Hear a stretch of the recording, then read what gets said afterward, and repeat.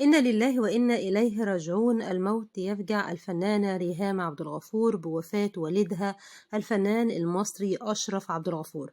تفاصيل اللحظات الأخيرة وانهيار الفنانة ريهام عبد الغفور بعد وفاة والدها بحادث سير، وتداولت أخبار بأن الحادث بفعل فاعل، وتم نقل الفنان أشرف عبد الغفور وزوجته للمستشفى بحالة متدهورة، لكن للأسف خبر وفاة زوجته كان صدمة للوسط الفني. تفاصيل اللحظات الأخيرة وآخر ما نطق به الفنان أشرف عبد الغفور بعد نقله إلى مستشفى الشيخ زايد. تفاصيل كتير، تابعونا بس من فضلكم ادعموا الفيديو بلايك فضلا وليس أمرا، ولو مش مشتركين بقناتي بيكون شرف لينا تواجد حضراتكم.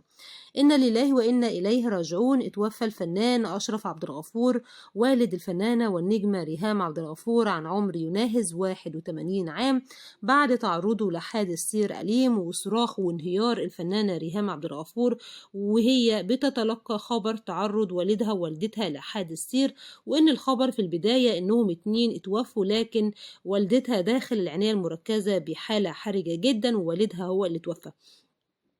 النهارده للأسف وفاته بصدمة كبيرة للوسط الفني، خاصة إنه كان من المرشح إنه هيشارك بالسباق الرمضاني 2024 بأحد الأعمال مع كبار نجوم الفن.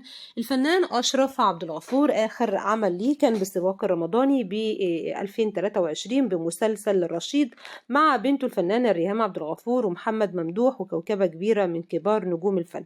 أشرف عبد الغفور من مواليد 22 يونيو 1942، هو من مواليد المحلة الكبرى، وكان نقيب الفنانين ب 2012 لحد 2015. قدم مسيرة فنية حافلة بالأعمال مع كبار نجوم الفن. الفنان أشرف عبد الغفور وهو كان راجع من على طريق الصحراوي، طريق اسكندرية بمصر، والطريق الصحراوي يعني، وهو راجع للأسف عربيته اصطدمت بعربية أخرى، وتداولت أخبار إن الحادث كان بفعل فاعل، وتم القبض على المتسبب بالحادث وجاري التحقيق معاه من رجال الشرطة. لكن على الفور تم نقل الفنان أشرف عبد الغفور وزوجته المستشفى بعد تلقي للشرطة بلاغ بإن في 2 تعرضوا لحادث دون إن حد يعرف إن هو الفنان أشرف، وبالفعل نقلوا إلى غرفة العناية المركزة. وفور وصوله المستشفى للأسف الأطباء محاولتهم باءت بالفشل في إنقاذ حياته، لكن زوجته ما زالت داخل أحد المستشفيات.